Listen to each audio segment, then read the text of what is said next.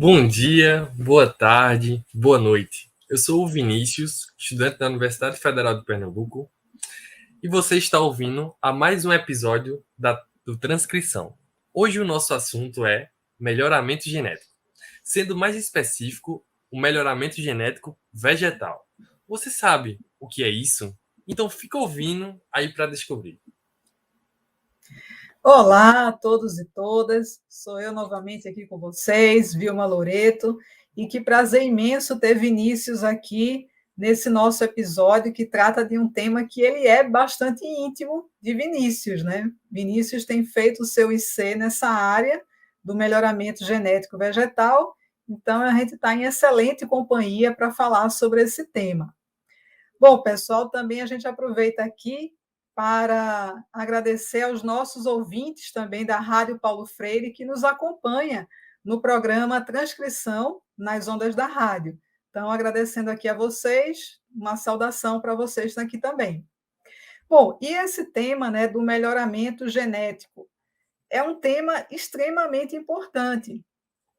Por trás do melhoramento vegetal, a gente tem hoje um conjunto de vários conhecimentos, né, que a genética aporta, trazendo aí técnicas que fazem com que a área da biotecnologia consiga fazer coisas novas para a gente. A gente possa ter novas variedades de uma série de culturas vegetais e também chegar até um tema que com certeza vocês já ouviram falar, que é o tema dos transgênicos. Então, pessoal, eu acredito que vocês que estão nos ouvindo devem estar bastante curiosos, se perguntando onde começou o melhoramento genético das plantas. Então, não se sabe ao certo, mas grandes civilizações muito antigas já praticavam de forma a selecionar os melhores grãos, como por exemplo o trigo, como acontecia nas margens do rio Nilo, no Egito Antigo, ou selecionar os grãos de milho como acontecia nas montanhas das Américas.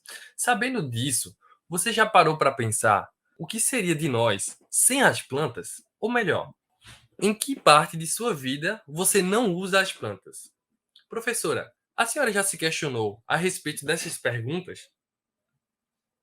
Sim, Vinícius, com certeza. E o que eu posso lhe dizer é que as plantas são fundamentais na minha vida. Eu não consigo conceber nenhuma das minhas refeições que não tenha algum produto vegetal, seus derivados. Então, eu sempre coloco, e até pensando assim numa vida que eu tento ter um pouco mais saudável, de bons hábitos, eu tenho cada vez incorporado mais os vegetais na minha alimentação, as frutas. Eu sempre gostei muito de suco, mas agora também eu faço uma dieta alimentar com muitas frutas. Então, assim, é inconcebível a nossa vida sem as plantas, né? Ela também faz parte do nosso processo de evolução como espécie, elas estão aqui presentes também. É, professora, as plantas estão intimamente ligadas a nós, seja na nossa vestimenta, com algodão, seja no suco que a gente bebe, seja no nosso prato com aquele feijão e com arroz. A planta, ela está na nossa base de sociedade. E é muito interessante pensar que o melhoramento genético no passado consistia na seleção das melhores plantas, que o homem acreditava seriam as mais vantajosas, muito similar ao que aquele monge chamado Gregor Mendel, que as pessoas aqui já devem ter escutado falar, conhecido como o pai da genética, realizava. Você lembra? Ele selecionava as ervilhas, as verdes e as amarelas, as lisas e as rugosas, as altas e as baixas, através desse método artificial, aquele método prático. Você pode direcionar a expressão dessas características à medida do seu desejo. E nos dias atuais, além desse método, também existe a transformação genética, que vamos dar um pouco mais de atenção. Isso, Vinícius. Então, pensando, né, naquele conjunto de conhecimentos e de técnicas que a gente pode ter dentro da genética, a transformação genética, ela consiste na introdução de maneira controlada que a gente pode fazer de genes que você introduz no genoma de uma célula receptora e que vai haver uma expressão desse gene, que aí você pode adicionar, inclusive, até um outro ser, gerando, por exemplo, o caso dos transgênicos, ou simplesmente melhorando aquela espécie, aquela cultivar, que você tem ali de grande importância, né, para um programa de melhoramento. Isso, com certeza, abriu uma série de novas perspectivas para o melhoramento genético de uma série de espécies, espécies, inclusive, do nosso cotidiano, disponibilizando, assim, genes que podem ter características que são mais desejáveis para uma melhor performance, né, daquele produto vegetal, aquele produto agrícola, que vai ser muito importante para todos nós. E isso também tentando buscar, né, o mais possível, né, curto tempo para se ter essa obtenção disso. Mas é claro, como a gente sabe, respeitando o tempo, né, que todos esses processos biotecnológicos permitem. Ô Vinícius, e além de transformação genética, você já ouviu falar em alguma outra biotecnologia que pode ser importante para a gente obter espécies vegetais melhoradas? Professora, uma das formas mais utilizadas é justamente essa que o Mendel utilizava, que é a seleção artificial na forma prática, que é pegar aquele pólen, levar até a outra flor e selecionando aquelas plantas que têm a melhor qualidade. Nós temos também as formas derivadas da transformação, que envolvem, por exemplo, a utilização da eletroporação que o que seria a eletroporação? Seria um método no qual a gente estimula a célula da planta a abrir os seus poros através de um pequeno choque, no qual vai abrir a membrana dessa planta, os poros da membrana dessa planta, e o gene que está junto com ela, perto da célula, vai acabar entrando para dentro dessa célula. E quando ele chega lá, ele pode ser levado até o núcleo da célula eucariótica e lá ele pode se expressar. E outras formas também, nós temos as questões dos plasmídios, que no qual a gente pega esse plasmídio, que o que seria o plasmídio? É uma estrutura que dá resistência às bactérias. E essa estrutura, ela geralmente pode ser passada de uma bactéria para outra. Esse plasmídio ele possui um DNA muito particular, que ele é circular. É muito bom a gente aprender isso, porque isso é cada vez mais presente no nosso dia a dia. Então, é essencial a gente aprender essas pequenas peculiaridades de cada organismo. Então, quando a gente pega esse pequeno plasmídio aí, a gente leva ele até algumas máquinas que vão meio que purificar, retirar esse DNA que foi multiplicado nas bactérias e depois nós colocamos eles em pequenas partículas que são de ouro ou tungstênio. Então, quando nós pegamos essas partículas, nós levamos até uma máquina que se chama biobalística. Essa biobalística, ela vai usar do ar comprimido para atirar essas partículas na planta que nós queremos que expresse a nossa característica. Então, nós meio que damos um tiro com essas partículas molhadas nesse DNA e modificamos a planta. É bem interessante, não é, professora? É sim, Vinícius. Quem já imaginou, hein? Se dá um tiro para acertar numa planta.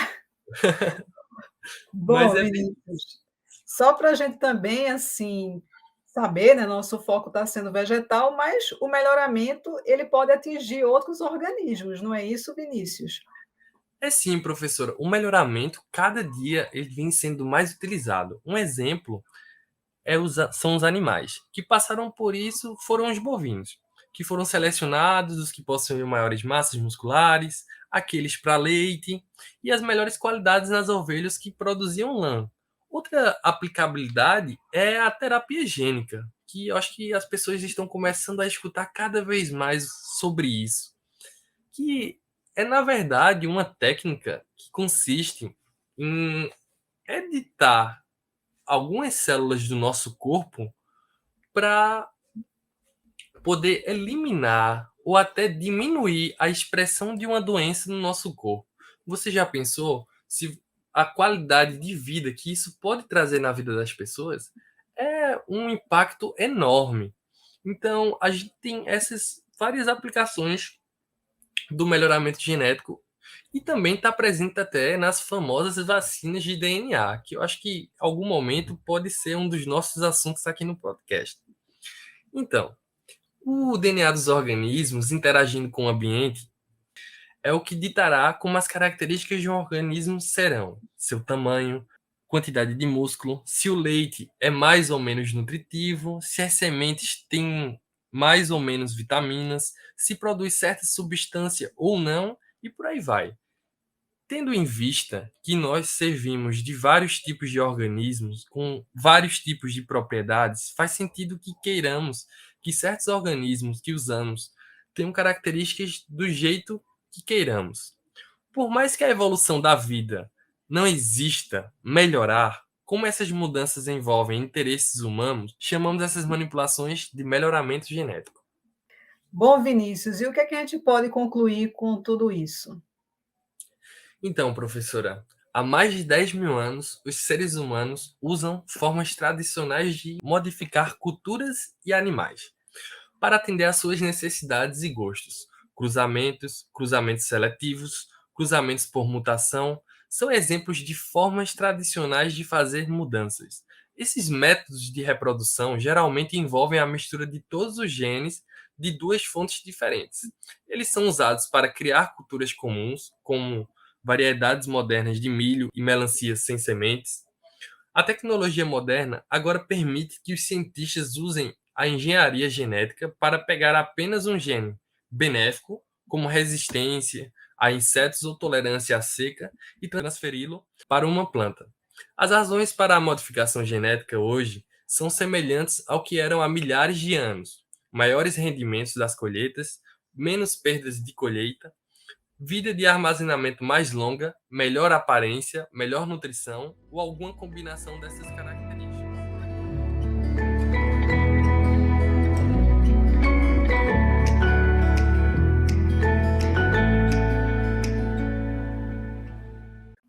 Então, ouvintes do Transcrição, dando continuidade aqui à nossa discussão do tema melhoramento genético vegetal, o Transcrição, né, tem a honra aqui de conversar com o professor Antônio Félix da Costa, que é pesquisador do IPA e que também interage com vários grupos de pesquisa no tema, né, do melhoramento do feijão calpi.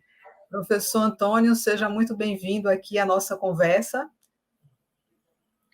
Obrigado, professora. Boa noite. Obrigado, Vinícius. Boa noite, Vinícius. Estamos às ordens, professora. Então, Vinícius, vamos conversar um pouco, né, desse tema que é muito interessante e muito importante aqui para a nossa região. Professor Antônio, o feijão, com certeza, ele está entre um dos alimentos assim preferidos e muito consumidos no Brasil, no Nordeste, em Pernambuco, então, nem se fala. A gente podia comentar um pouco, né, do porquê que há essa predileção, digamos assim, né, pelos consumidores pelo feijão. O senhor pode falar um pouco para a gente, né, de como que começou essa história do feijão aqui no Brasil? Pois não, professor. Isso é uma história antiga, trazida da África pelos nossos escravos no passado. E a história conta que esse feijão foi introduzido pela Bahia. Isso é bom lembrar que nós estamos falando exclusivamente do feijão calpi, o feijão de corda, feijão macaça, né? Porque existe o outro feijão comum, mas a pesquisa informa que esse feijão foi trazido pelos escravos na época, né? Introduzido a partir de Salvador, pela Bahia, e daí ele foi introduzido da Bahia para outros estados, seguindo para todos os estados ao mesmo tempo, especialmente no Nordeste, né? Os estados do Nordeste.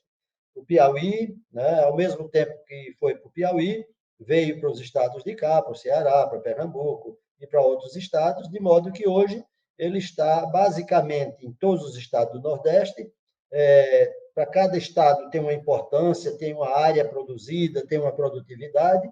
Infelizmente, para todo o Nordeste, a produtividade do feijão calpi ainda é muito baixa, mas ele está, como eu disse, em áreas diferentes de estado para estado.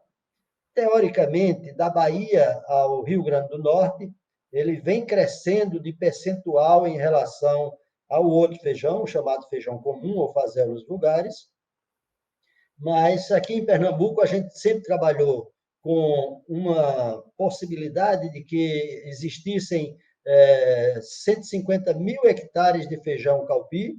Hoje nós estimamos um pouco mais, 160, 180, e que o outro feijão está caindo por conta de dificuldades climáticas, principalmente devido à precipitação e devido à temperatura cada vez mais elevada nas áreas produtoras.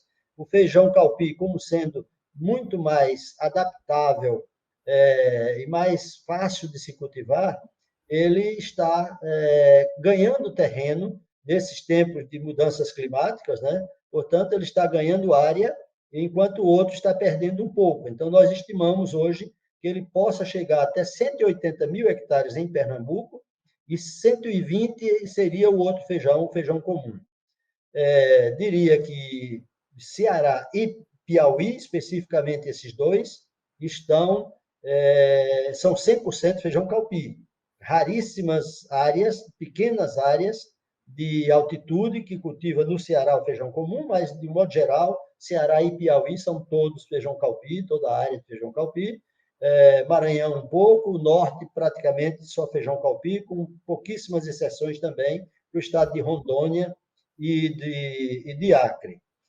Já para o centro-oeste, a partir do início desse século, principalmente a partir de 2004, 2005, se firmando a partir de 2006, esse calpi foi introduzido quase por acaso, por teimosia de um produtor que, com dificuldade de fazer a segunda safra ou a safrinha com outras culturas de custos mais elevados de produção, ele introduziu o feijão calpi, e hoje o feijão calpi no Mato Grosso, Goiás e oeste da Bahia, especialmente, já tem áreas grandes de plantio, com boas tecnologias, com excelente produtividade, absorvendo as condições boas deixadas na área pela cultura da soja. Então, é isso aí, basicamente, em poucas palavras, a questão do feijão calpi em nosso país, lembrando que os outros estados de sul e sudeste, ele existe sim, porque existe no Brasil inteiro, mas em pequenas áreas, em áreas insignificantes. Isso. Professor Antônio, assim, a gente sabe que o feijão calpi tem essa importância toda, mas ele não, além dele também, do feijão comum, a gente deve ter outros tipos, né, de feijão. O senhor tem uma ideia assim, de qual a quantidade de tipos diferentes de feijão que são plantados aqui no Nordeste? E a gente pode falar um pouquinho mais também dos outros, antes da gente voltar a aprofundar mais ainda do calpi. Eu diria, senhora, que o outro grande grão, leguminosa, seria a fava, que em algumas regiões se chama feijão-fava. Eu discordo um pouco dessa terminologia, para mim é fava, é Phaseolus lunatus, né? O segundo gênero, segunda espécie do gênero Phaseolus mais cultivado praticamente no mundo inteiro, né? Esse Phaseolus lunatus não tem grandes áreas, com algumas exceções. Em algum tempo atrás, ali no município de Queimadas, próximo a Campina Grande, eu vi um plantio, de fato, bastante considerável, num terreno bem apropriado, mas a fava está em praticamente todos os estados do Nordeste, em algumas áreas do estado, nem sempre, mas ele existe aqui em Pernambuco. A Paraíba é um grande produtor, tem no Piauí, tem no Maranhão, tem na Bahia, tem no Ceará, em pequenos, numa quantidade muito grande de propriedades, mas em áreas muito pequenas. Semana passada mesmo eu estive procurando fava no sertão do estado, encontrei boas áreas nas serras de Carnaubeira da Penha, junto à floresta, e Mirandiba do outro lado, mas são pequenas áreas, apesar de que no topo da serra, chamada Serra do Arapuá, tem boas áreas de fava. Encontrei no município de Araripina, de Oricuri, aqui no Agreste Meridional, aquela região de São João, também tem boas áreas, mas sempre pequenas, de pequenos produtores, e principalmente aqui no chamado Agreste Setentrional, de municípios de Passira, Cumaru, Limoeiro, Surubim, Casinhas, Santa Maria do Cambucá, Vertente do Lério, outros municípios daquela região ali tem bastante fava também. Então, fava é talvez a terceira mais importante dessas leguminosas. E aí a gente poderia citar uma outra cultura que não é tão importante para a gente, não é nem importante para o Brasil, mas existe em vários estados, pelo menos de Minas para cá, nós sabemos da existência muito, no Pernambuco tem muito sempre de pequenos produtores, pequenas áreas, do feijão chamado feijão guandu, em algumas áreas eles chamam até de andu. E esse feijão, para a senhora ter ideia, no Agreste Meridional, às vezes ele é usado para dividir as propriedades. As propriedades são muito pequenas, e em alguns momentos a gente encontra uma fileira de feijão guandu separando um roçado do outro, né? Então, tem bastante feijão guandu também. Eu diria que esses 4 são talvez os mais frequentes. Feijão calpi em área, feijão fazelos, que é o feijão comum, a fava e o feijão guandu.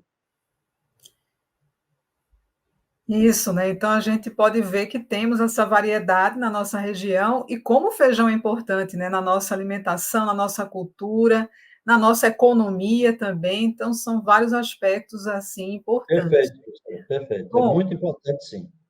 a gente tem essa diversidade, a gente tem essa importância, mas com certeza, né, para que a gente tenha tantos profissionais que trabalham estudando o feijão e também pensando no melhoramento do feijão, é porque também ele é uma cultura que pode passar por situações em que precisa, né, ter um cuidado maior, que há uma dificuldade em alguns aspectos do seu plantio, não é isso, professor? Tem algumas questões, talvez a questão de patógenos, né, que estão associados a ele, e outras questões que a gente pode ter que são necessários, né, que se tenha um cuidado científico e uma visão do melhorista para que a gente possa ter uma cultura melhor para a nossa região. Sem dúvida, professora. O feijão comum é mais exigente em clima, em solo, em condições climáticas de um modo geral.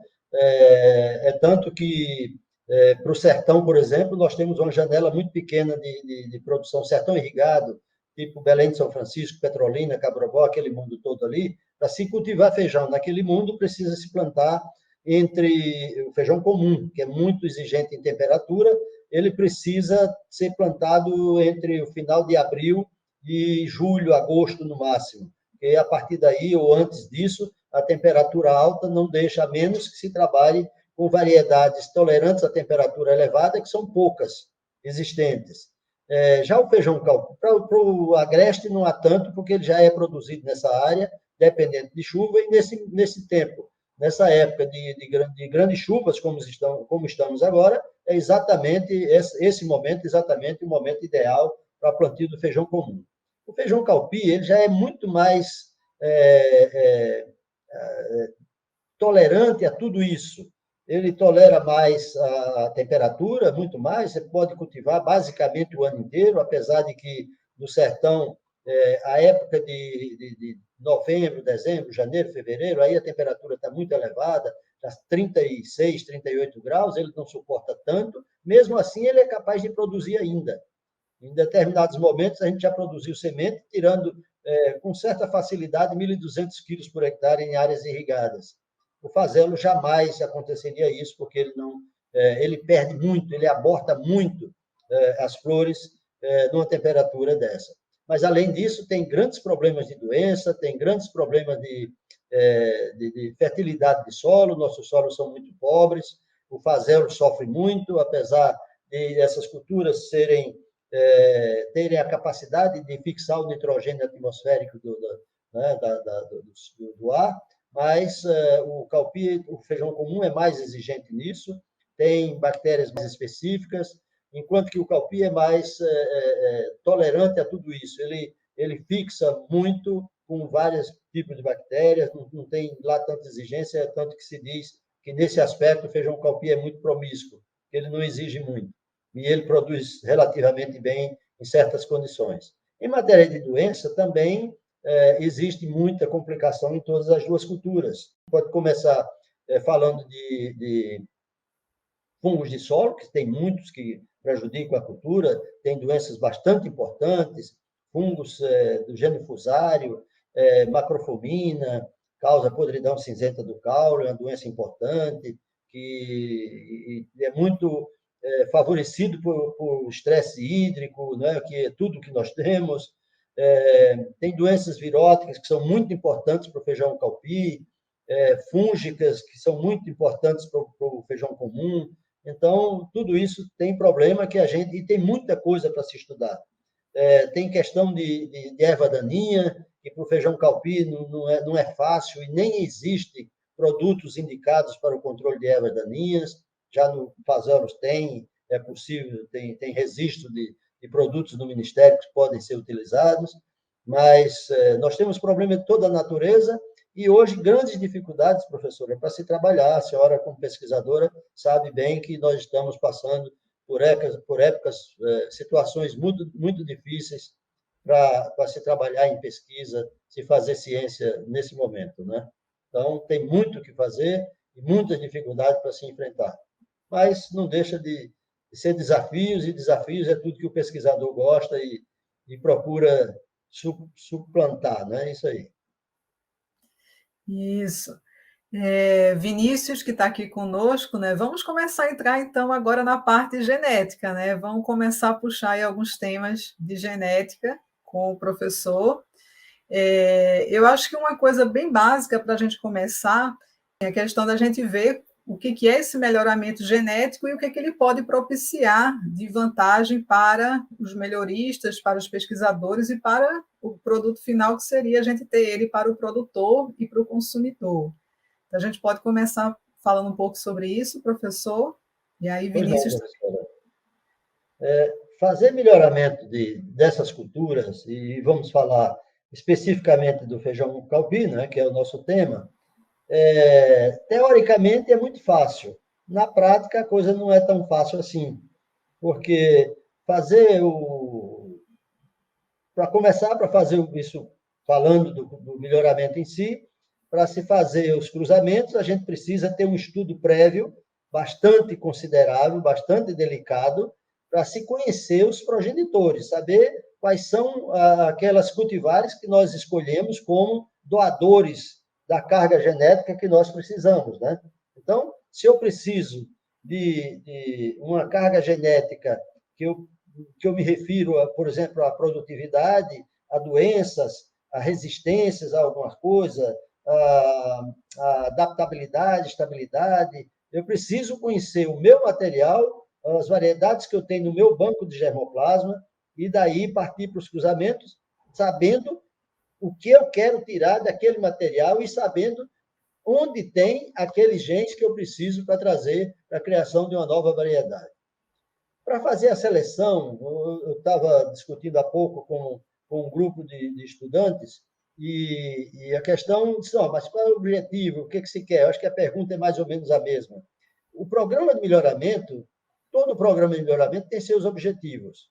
Se eu tivesse pensando, por exemplo, no programa de melhoramento da Embrapa, que trabalha para o Brasil inteiro, que precisa de grandes variedades com objetivos, muitas vezes específicos, para regiões específicas, mas se eu pensar para Pernambuco, por exemplo, eu tenho que primeiro pensar em produtividade, digamos.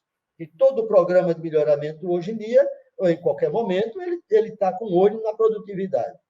Eu diria até que hoje em dia a gente não pode pensar apenas, aliás, não deveria ser o primeiro foco na produtividade, porque você pode ter um material muito bom que tenha uma característica falha, que você precise complementar essa característica, que você, então, busca isso para introduzir numa nova variedade.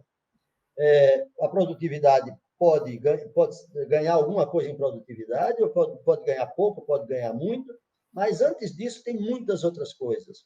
Você precisa pensar em estabilidade, você precisa pensar em qualidade de grão, em tamanho de grão, em cor de grão, em formato do grão. Um detalhe qualquer Por exemplo, eu já vi muita variedade não ser aceita pelo produtor porque tinha uma mancha tal, né? Há pouco tempo eu estava dando esse exemplo, uma variedade muito boa, muito produtiva, com algum nível de resistência a determinado problema, mas ele tinha um halo amarelo que o produtor não quis aquele material simplesmente por isso.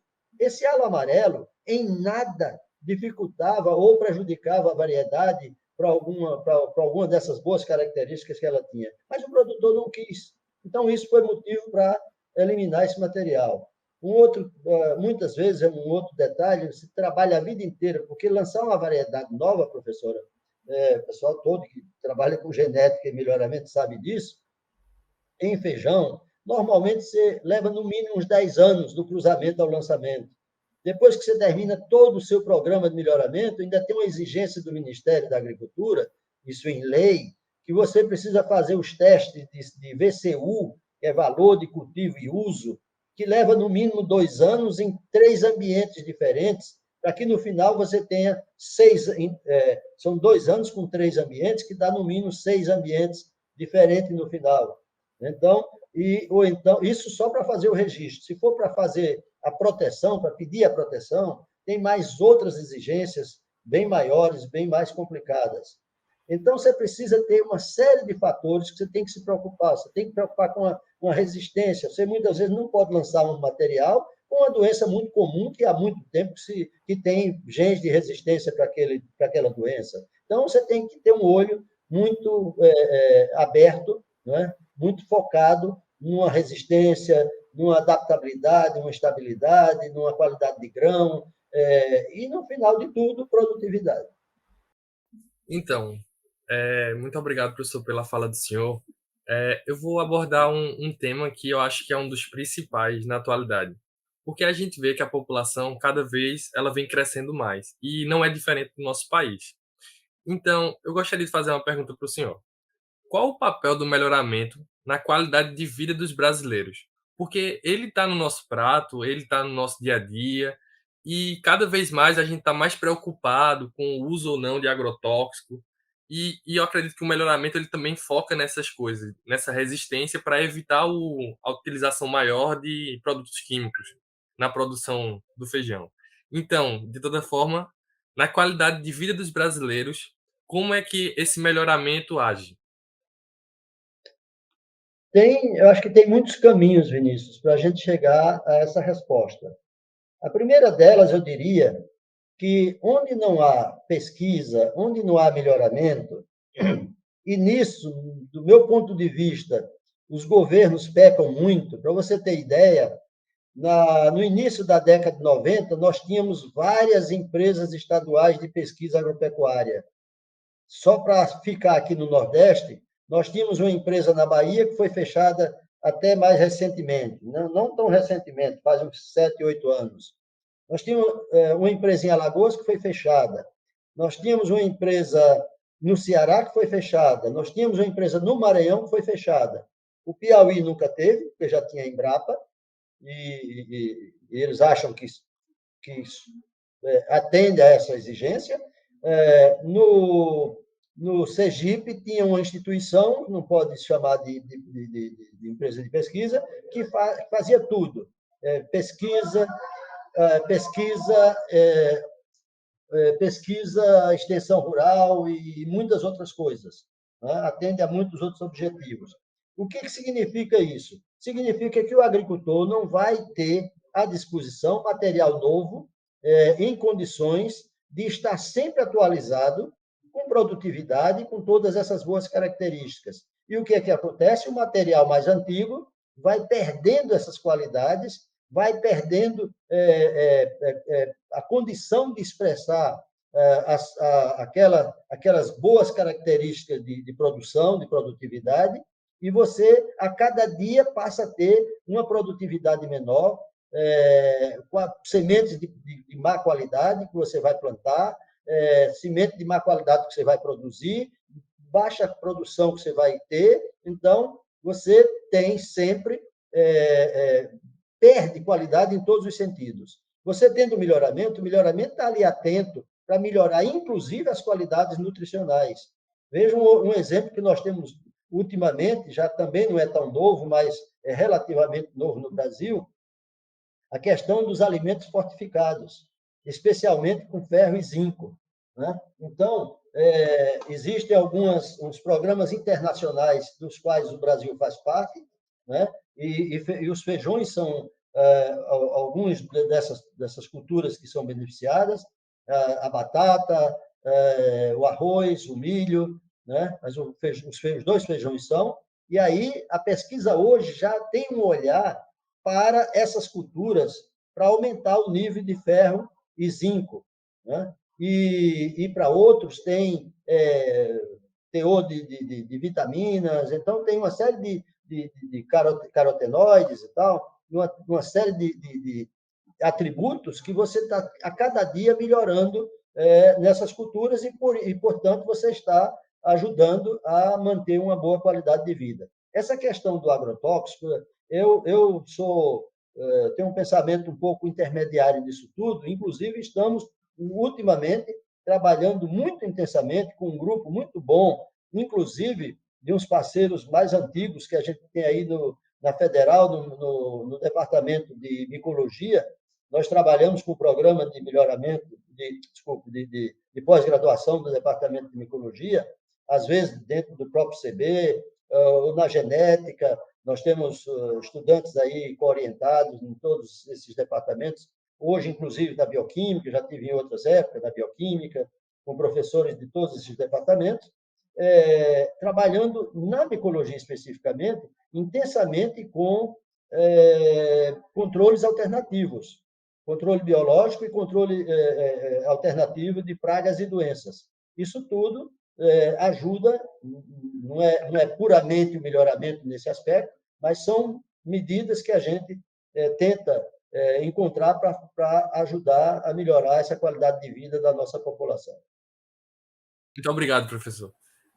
Outra pergunta que está dentro desse tópico é se o senhor conhece alguma política que utilizou transgênicos com o objetivo de acabar com a fome, porque eu vejo que isso é uma política bem extensa no mundo. E se o senhor conhece algum em específico, se seria possível implementar essa política ou uma política derivada desta política para o Brasil, porque a gente vê que a gente tem um grande número de pessoas passando por situação de dificuldade, atrelada à fome e à malnutrição, principalmente aqui no Nordeste. O senhor tem algum comentário sobre isso? É uma pergunta um pouco não tão simples, mas até certo ponto fácil de se responder, Vinícius. A grande maioria dos programas de transformação genética, dos transgênicos, visam sempre uns objetivos muito diretos. Nós temos poucos casos no Brasil em matéria de feijão, que eu conheça. Nós temos um caso de efetivo, inclusive, já de lançamento de um material. Um único material lançado em feijão comum até hoje é da Embrapa, chamada Arroz e Feijão em Goiás, que lançou um material com resistência ao vírus do mosaico dourado do feijoeiro. Esse é o único. O único objetivo aí é trazer um material que seja resistente ao vírus do mosaico dourado para contrapor ao ataque da praga da mosca branca, que, além de praga, ela transmite esse vírus, né? Então, ao mesmo tempo, ele está combatendo o vírus. A praga não consegue combater por isso, mas o vírus, sim, ele não consegue desenvolver da planta.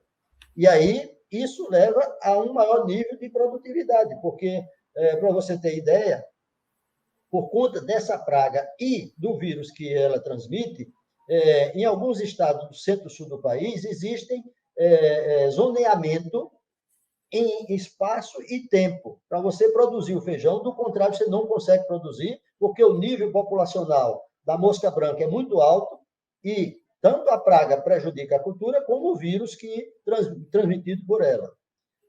No caso de outras culturas, o caso do milho, por exemplo, que tem bastante, hoje se fala que a grande maioria dos milhos produzidos no Brasil são de transgênico, e são verdadeiros, né? São poucas as variedades comuns, fruto do melhoramento genético comum, tradicional, convencional, existem, por exemplo, para controle de pragas, a chamada lagarta do cartucho.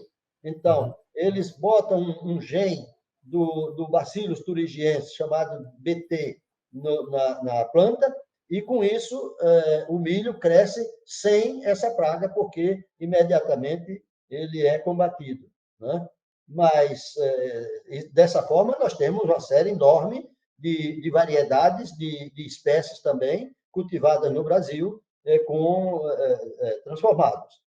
Em matéria de feijão calpi, existem umas boas experiências de um pesquisador da Embrapa, do Senagem, em Brasília, inclusive parceiro do Departamento de Genética, vários colegas lá da genética, estudantes de doutorado, já passaram por Brasília por esse pesquisador, que é o Francisco, não me lembro agora o sobrenome, rápido, no momento não, mas o Francisco, lá do Senagem. Tem trabalhado, inclusive, um amigo, uma pessoa extraordinária aqui do Ceará, né, que, inclusive, o Diogo trabalhou com ele recentemente, né?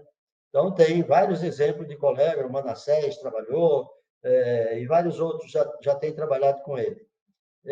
Então, mas não tem uma variedade ainda lançada, transformada, né, para nenhum outro objetivo.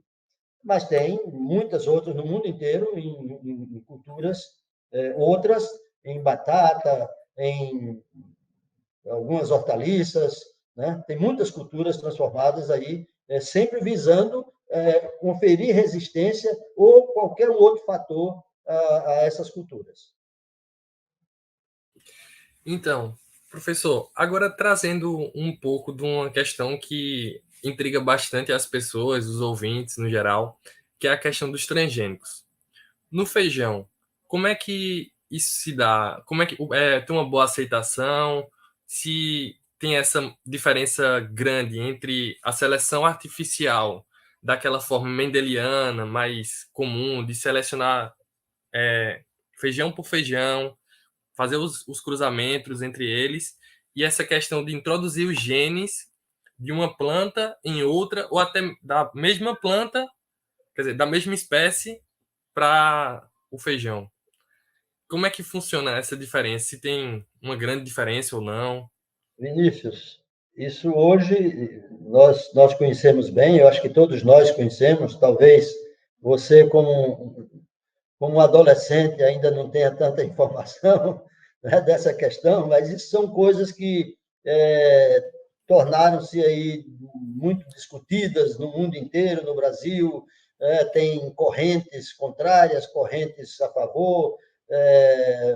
Eu escrevi um artigo no passado, acho que há uns 15 anos, mais ou menos, o título era Desmistificando os Transgênicos, né? Porque existe, talvez, no meu ponto de vista, muito desconhecimento do tema, e pelo fato de desconhecer, surgem aquelas informações que se classificam de qualquer forma, e aí começa a ser contra por ser contra, aquela história, ser contra por ser contra. Eu acho que a gente precisa conhecer para poder justificar essas coisas. Eu acredito até onde... Vou dar um exemplo muito, muito claro. Essa variedade de feijão comum que foi lançada agora como transgênica para o controle do mosaico dourado do feijoeiro, isso vem sendo trabalhado há muito tempo. E, para você ter ideia, em 2014, se não me engano, ela foi lançada oficialmente. No momento em que ela foi lançada, facilmente se verifica. Primeiro, lá no início, se trabalhava tentando introduzir um gene da castanha, alguma coisa aí da castanha do Pará, teve alguma coisa nesse sentido. De imediato foi visto que ela não conferia uma boa característica ao feijão. Vamos esquecer o que seria isso, mas ela não conferia uma boa característica, não dava um bom resultado, e aí se partiu para encontrar outros genes para se introduzir. E aí lançaram o material resistente ao vírus do mosaico dourado, acho que em 2014. Quando colocaram esse material em campo aberto, foi visto que facilmente ele se infectava com um vírus de soja, um vírus que causava doença em soja. E aí, por conta disso, ele foi tirado do mercado imediatamente, foi trabalhado novamente.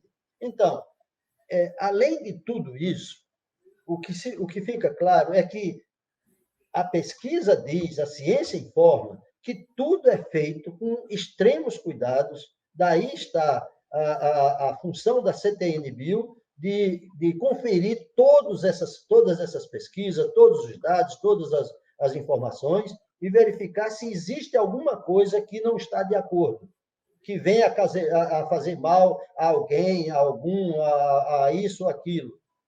Existe uma definição disso muito clara, de que essas coisas estão absolutamente de acordo e, portanto, não fazem mal. Você introduzir um gene BT no milho para controle da lagarta do cartucho não vai causar mal nenhum a quem está consumindo.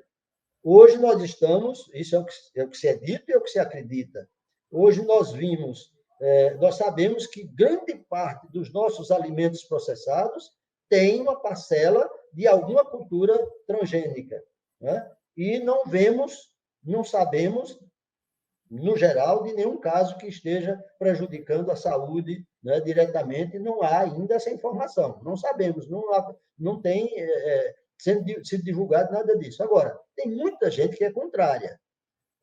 Agora, contrária por quê? Defende por quê? Vamos ser contra por ser contra? Ou nós sabemos que isso é verdadeiro, que o caso aconteceu, ou está contando um caso que alguém ouviu falar, que alguém disse, né? Então, eu acho que a gente precisa ter cautela, respeitando a opinião de cada um, né? A gente precisa respeitar, em primeiro lugar, a opinião de cada um. Não cabe a mim ser contra você porque você é contra. Cabe a mim tentar justificar você para ver se você aceita o meu argumento ou não. Mas a opinião das pessoas, em primeiro lugar, devem ser respeitadas. Claro, professor. É muito importante, né, essa questão da diversidade de opiniões, que fortalece bastante o desenvolvimento da ciência, que é uma coisa que a gente leva bastante tempo. Porque o senhor mesmo falou aí, são 10 anos para poder fazer um melhoramento do feijão. Quanto tempo é gasto nisso? Quanto investimento? Quanto conhecimento é adquirido para poder chegar a esses 10 anos? Porque vem bem antes disso, né? As pesquisas relacionadas. E tudo isso culmina em uma coisa só, que é o melhoramento da vida das pessoas. Eu acredito que seja essa a principal função da técnica de melhoramento. E quando a gente traz essa questão do transgênico, eu acredito que isso seja a nova era para todos, né? Que é a revolução da genética, que está cada dia mais firme nas nossas vidas, e que algumas pessoas ainda continuam a ser desinformadas. E que um dos papéis da universidade é justamente levar até essas pessoas essa informação para que eles possam consumir de forma adequada e, quando necessário, expressar sua opinião de forma correta, né? Exatamente. E, professor, uma coisa que eu fico muito intrigado, que eu até comentei já no laboratório, porque eu também trabalho nessa parte do melhoramento do feijão, da parte de iniciação científica, é como funciona a regulamentarização de uma planta transgênica para o consumo humano. Se o senhor podia resumir as etapas ou falar de uma forma breve como é que funciona isso. Porque eu acho que é uma questão que vem na cabeça de todos que querem trabalhar com melhoramento. Vinícius, existe primeiro a Comissão Nacional, né, chamada de CTN-Bio, Comissão Técnica, né, Nacional de Biotecnologia, e é ela que regulamenta tudo, né?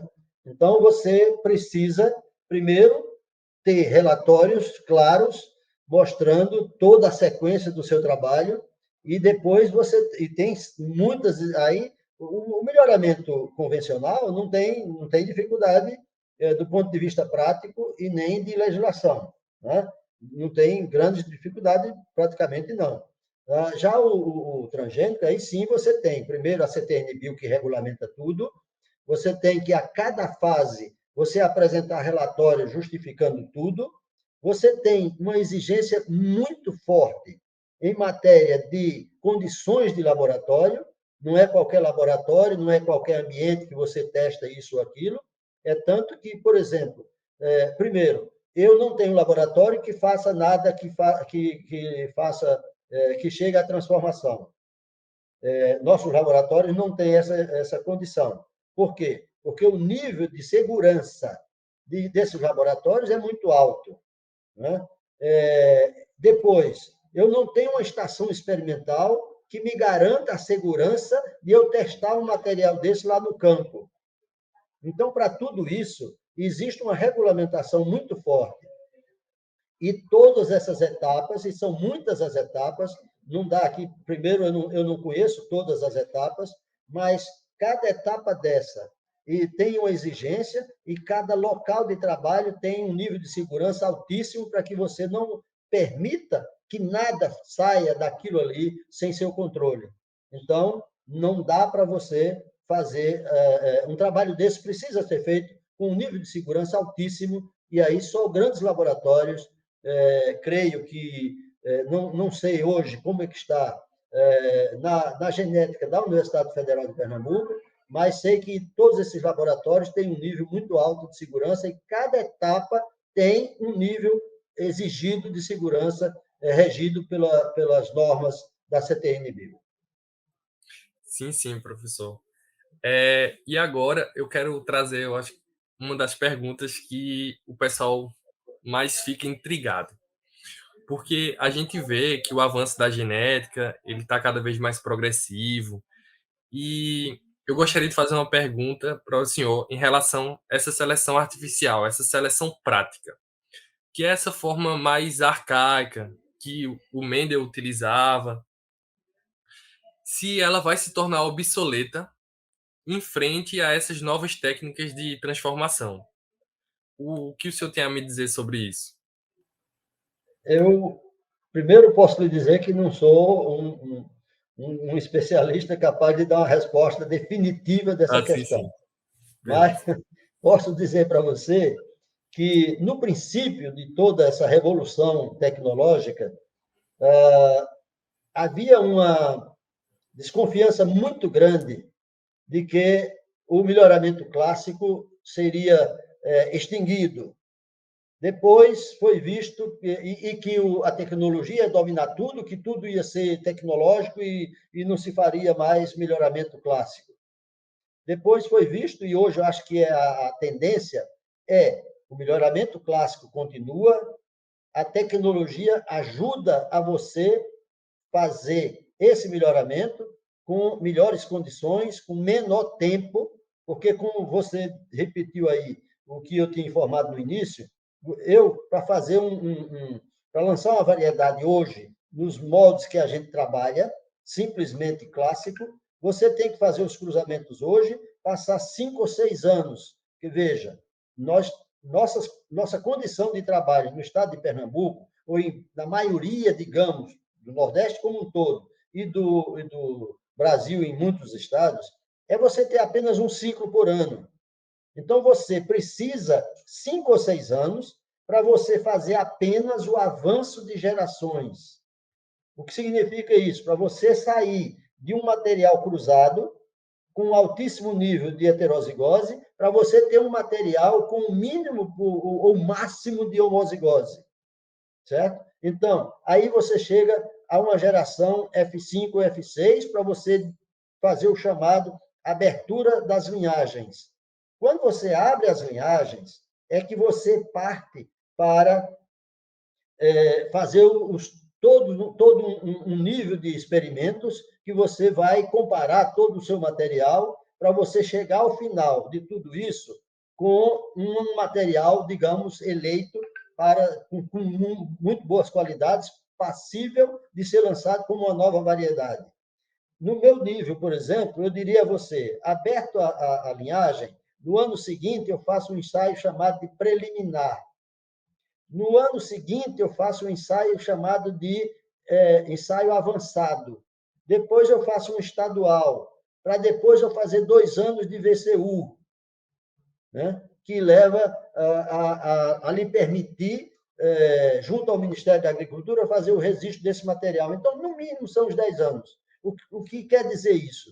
Se você utilizar as técnicas modernas hoje, você pode fazer a sua seleção muito mais precocemente e você ganha tempo. Você não precisa chegar a esses 5, 6 anos para você saber se o material é esse ou aquele, ou daí você partir para o trabalho. Então, o que se sabe hoje e o que se certamente é o que... E veja, nós não estamos ainda utilizando esse nível de usar a tecnologia para ganhar tempo, né? A chamada seleção assistida, né? Então, ainda estamos trabalhando no nível absolutamente clássico. O ideal é você ter condições, ter gente, ter estrutura para você aproveitar tudo que a tecnologia está lhe oferecendo e você poder ganhar esse tempo e lançar um material com menor tempo de trabalho e menor custo, portanto. Certo, professor. Eu agora passo a voz aqui para a professora Vilma, para ela comentar um pouco. E muito obrigado pelas respostas esclarecedoras e muito proveitosas aqui para o conhecimento. Obrigado, professor. Pois não, Vinícius. Isso, acho que Vinícius tocou, né, em alguns pontos importantes. Professor, eu quero ilustrar aqui uma situação. A gente tem um componente aqui da nossa equipe do Transcrição, que é Rodrigo, que ele foi aluno de iniciação científica e ele desenvolveu, durante o seu IC, um projeto com feijão calpi. Eu acho que com o professor Kido, se eu não estou enganada. Nesse projeto, eles estavam identificando unitags diferencialmente expressas em tecidos de raiz e folhas, em alguns acessos do feijão calpi. E aí eles testaram isso a 12 diferentes estímulos que envolviam aspectos abióticos e bióticos da planta. E aí ele gostaria até de lhe perguntar uma questão, que é a seguinte: a gente sabe que o calpi ele tanto tem resistência às condições do ambiente, como a questão da resistência seca, de salinidade, né, já que a gente tem, como o senhor comentou, vários plantios, inclusive no sertão do estado, na região do Agreste, e também ele tem alguma resistência a vírus. Então, assim, queria que a gente comentasse um pouco mais novamente esse ponto da resistência e se os focos do melhoramento também têm sido em... Ele tem alguma resistência, mas claro que a gente ainda pode melhorar essas condições, ou se, no caso, essas condições ainda são mais adversas mesmo do que o que a gente tem de ideia na realidade. Professora, esse é um trabalho que, até certo ponto, eu tenho conhecimento e tenho participado.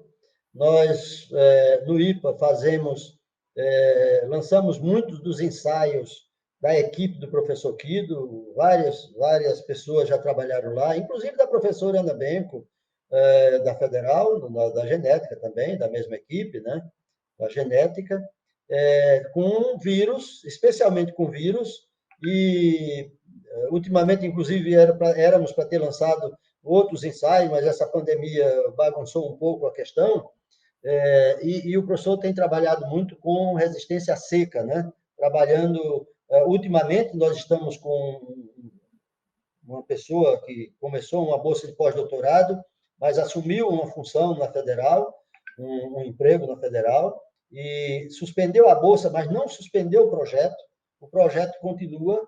Nós estamos conduzindo a parte de campo para depois ele complementar a parte de bancada, na questão da resistência seca, mas nós temos trabalhado muito isso com vários estudantes que já passaram pela professora e pelo professor Kido, buscando resistência a vírus e a outros fatores. É um trabalho mais, digamos, mais refinado, que naquela situação que eu lhe falei, para um trabalho nosso exclusivo, como programa de melhoramento da nossa instituição, não dá para a gente ter como objetivo. Muitas vezes a gente faz alguma coisa, a gente seleciona, porque a gente trabalha em muitos locais, especificamente para o feijão calpi. A gente trabalha aqui em Goiânia, na chamada estação de Itapirema, trabalha em Serra Talhada, trabalha em Araripina, em Belém de São Francisco, às vezes em Caruaru, basicamente são esses os locais. Então, a gente termina selecionando para alguma resistência, muitas vezes também, porque um dos progenitores tem um fator que leva à possibilidade de selecionar um material desse, mas não deixa para o trabalho nosso específico de ser uma coisa, digamos, mais distante. Agora, nós temos trabalhado com essas equipes, né, com todos esses estudantes que têm trabalhado. Não lembro especificamente do caso de Rodrigo, né, que é o estudante a quem a senhora se referiu, mas a gente tem feito muito isso com muitos outros estudantes, né? Poderia citar aqui muitos deles, mas eu acho que não é o caso. Então, é possível a gente usar, inclusive, alguns desses materiais. Por exemplo, esse estudante agora que tinha essa bolsa de pós-graduação, ele chegou a fazer cruzamentos e nós estamos utilizando o material heterozigoto, essas gerações, para chegar, inclusive, à geração F6, F7, para ele fazer os trabalhos de bancada. Então, enquanto isso, que ele vai chegar com bancada, nós vamos chegar com a resposta de campo. E é possível daí que a gente tire um material bom que venha a servir futuramente, inclusive, para o nosso programa. Mas, certamente, de todo esse trabalho, vai resultar alguma coisa que a gente pode utilizar muito bem para contribuir com a melhoria do nosso material dentro do programa de melhoramento do IPA. Joia. Professor Antônio, a gente tem uma ideia, alguns estudantes, ou até talvez a população, de que o melhoramento ele se baseia num processo em que você conseguiu ali uma variedade, ou às vezes até uma nova espécie, pode surgir alguma coisa assim, e ali resolveu o problema, está tudo certo, a gente já melhorou o que tinha que melhorar, e ali você já tem a sua produção e o que vai chegar ao consumidor e está tudo resolvido. Mas, na verdade, é o contrário, né? O melhoramento é um programa que ele exige uma continuidade. Então, eu queria que o senhor falasse um pouco disso. Então, assim, o que a gente já... Algum exemplo, quem sabe, de algo que foi melhorado, mas que a gente continua persistindo, né, nessa busca. E o que o senhor diria para alguém que está começando a estudar essa área, que se interessa por essa área, o que essa pessoa precisa fazer, o que ela tem que ser persistente, o que ela tem que ter paciência, o que ela precisa, e quais são os atributos que ela precisaria ter para ser um bom melhorista? Professora, esse é um tema extremamente interessante, e eu diria à senhora que o mais lamentável é que as grandes autoridades que teriam a obrigação de contribuir com esse trabalho, ao contrário, eles talvez sejam aquelas pessoas que acham que o problema está resolvido e não precisa fazer mais nada. Uma variedade lançada hoje, ela tem um certo tempo de vida. Eu tenho um material hoje no IPA que tem, talvez, uns 25 anos de lançada. Ela está ativa. Mas está ativa porque eu estou permanentemente cuidando de aperfeiçoar alguma coisa, de produzir uma semente genética, de selecionar, de eliminar alguma coisa que não está boa, né? Então, esse material continua vivo. Mas não é esse o tempo de vida de uma nova variedade. A cada momento a gente está melhorando. Por quê? Porque esse material lançado, existe uma palavrinha que é pouco conhecida fora dos meios científicos, que é a chamada erosão genética. Um material desse, nas mãos de uma pessoa que não tem o mínimo conhecimento do que seja esse tipo de trabalho, que é o nosso produtor, infelizmente, por formação, por educação, né, por conhecimento que não teve a oportunidade de ter, esse material é muito mal trabalhado. Então, esse material, facilmente, ele está perdendo qualidade. E aí está a ciência, está a pesquisa, está o melhoramento, para a cada momento estar lançando uma nova variedade para que resgate essas qualidades e introduza novas qualidades para que o produtor tenha sempre um material novo. É interessante, mas esse é um trabalho que não esgota nunca. A todo dia você tem uma nova variedade, uma nova doença, Vinícius. A todo dia você tem uma nova praga. a todo dia você tem a necessidade de trabalhar, de melhorar novas situações. Por exemplo, nós temos uma pós-doutora hoje que está há 4 anos com uma bolsa de pós-doutorado e tem mais 2, portanto, vai passar 6 anos estudando uma doença do feijão comum. O fungo que causa essa doença tem dezenas, centenas de raças. Cada raça dessa tem a sua herança. Cada raça dessa tem a sua facilidade ou dificuldade de ser introduzida, do gene dela ser introduzida para que a nova variedade tenha resistência a essa raça. Então, você precisa sempre estar trabalhando, conhecendo. Aí eu faço um levantamento hoje. Bom, Pernambuco tem, digamos, 20 raças desse fungo. Será que eu vou trabalhar 10 anos, 20 anos para frente, só pensando nessas 10 raças ou 20? Não. Amanhã ou depois você pesquisa e encontra mais outras, que às vezes são mais simples, que o material já possa ter resistência, mas normalmente que o material não tem resistência para aquelas. Então, você precisa sempre estar melhorando, sempre estar fazendo o seu melhoramento, procurando melhorar, introduzir novas qualidades naquele material. E aí, não é introduzir só, não é aquele, é você criar novas, juntando as qualidades boas que todo o seu germoplasma tem. Então, não é uma coisa simples, não é uma coisa que vai acabar, não é uma coisa que amanhã não tenha mais serviço para os novos, porque está tudo feito. Jamais. A ciência não funciona dessa forma. Todo dia a gente tem que descobrir novas coisas, porque é necessário que a gente descubra, e não acredite que o problema foi resolvido. Nunca está resolvido. E o que é que o senhor diria aí para nossos jovens, como é o caso de Vinícius, que está se aventurando aí a sua carreira científica pelo melhoramento? Professora, o primeiro passo que eu diria para Vinícius e tantos outros que estão aí procurando informações, primeiro, hoje a gente tem algumas dificuldades nas universidades, em alguns cursos, porque a universidade não é boa, o curso não é bom. Eu diria primeiro a você, Vinícius, que essa coisa existe na prática, mas o aluno também é responsável pelo seu curso. Você estudando, você se preocupando, você lendo a literatura existente, você vai ser um estudante dos bons, e eu diria a você que o estudante bom não sobra em lugar nenhum. Então, você, em primeiro lugar, precisa fazer o seu papel. Você precisa estudar.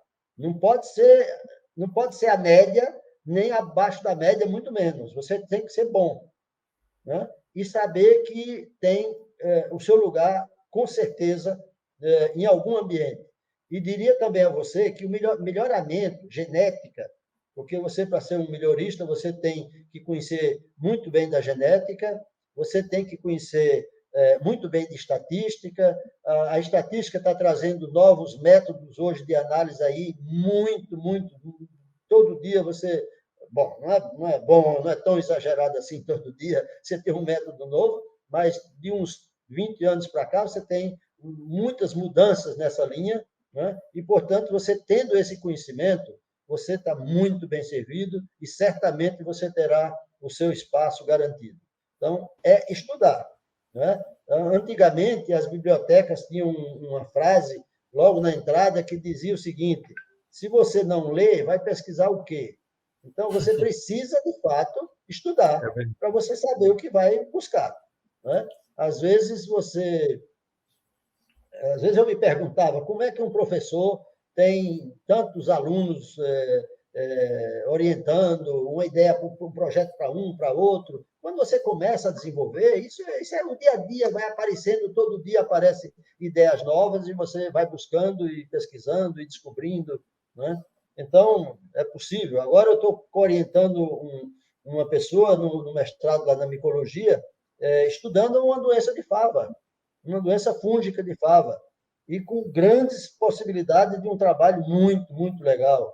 Tem uma menina que passou por a gente também, uma bióloga, que hoje está fazendo mestrado na genética da Federal, né? Trabalhando com expressão gênica. Eu trabalho com ela, professor.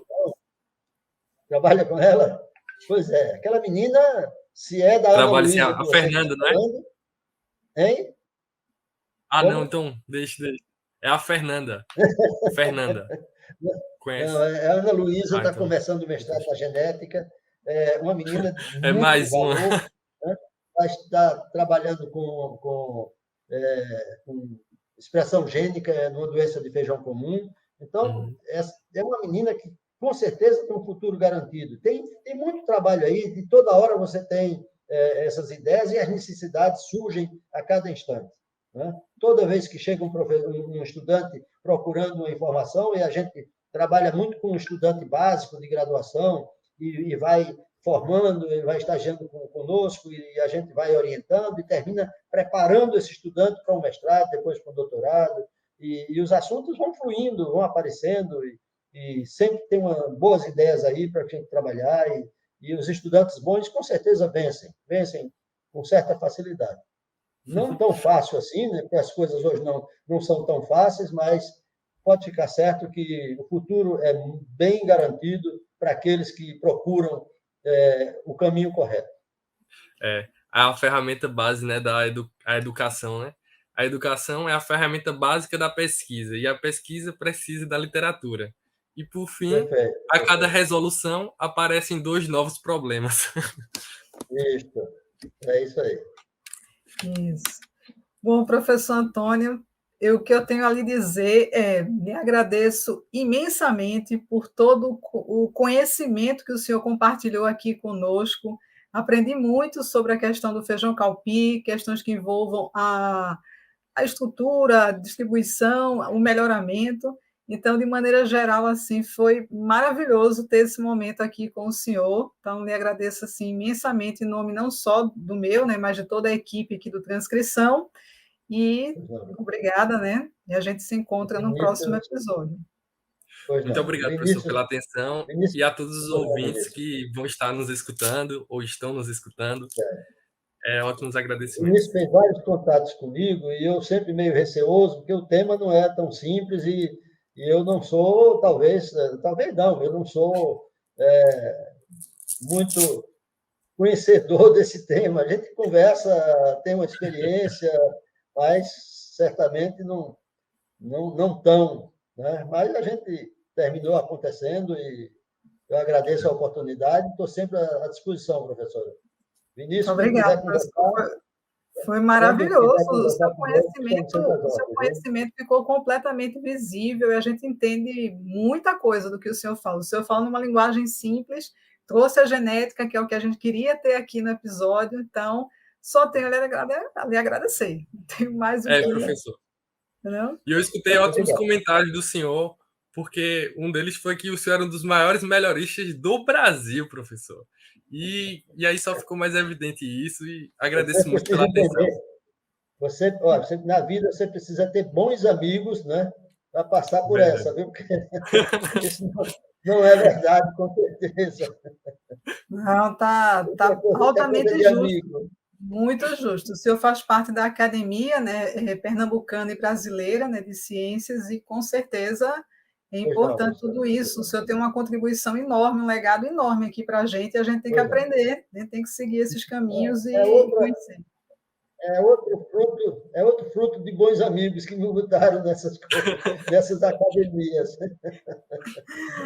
Pois Tá é, certo. muito bem. A gente lhe Professor, estou agradece. sempre aberto, viu? Muito Tá bem. bom. Certo, professor. Muito obrigado pela atenção. Ok, Obrigada. Vinícius. Boa noite. Boa noite, Boa Boa professor. noite. noite.